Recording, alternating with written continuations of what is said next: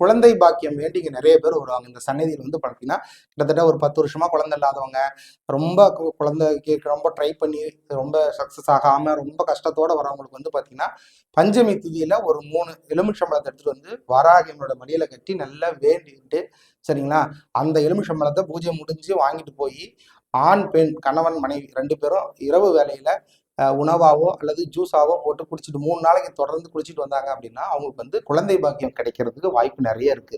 ஏன்னா இங்க நிறைய பேர் வந்து பார்த்தீங்கன்னா அது மாதிரி செஞ்சு கிட்டத்தட்ட எனக்கு தெரிஞ்சு ஒரு 10 வருஷமா குழந்தை இல்லாதவங்களாம் வந்து பார்த்தீங்கன்னா இந்த வாராகியம் மட்டும் அந்த பரிகாரத்தை செஞ்சு குழந்தை பாக்கியம் பெற்றிருக்கவங்க நிறைய பேர் இருக்காங்க.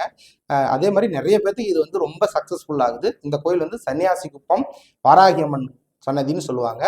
இது வந்து பார்த்தீங்கன்னா திருபுவனையிலிருந்து ஒரு கிலோமீட்டருக்குள்ள வந்தீங்க அப்படின்னா இந்த கோயிலை வந்து நீங்க ரீச் ஆகலாம். இதுல வந்து பஞ்சமி திதியில இந்த விசேஷமான சன்னியாசி குப்பத்துல இருக்கு. என்னுடைய கான்டாக்ட் நம்பர் வந்து 8012444103.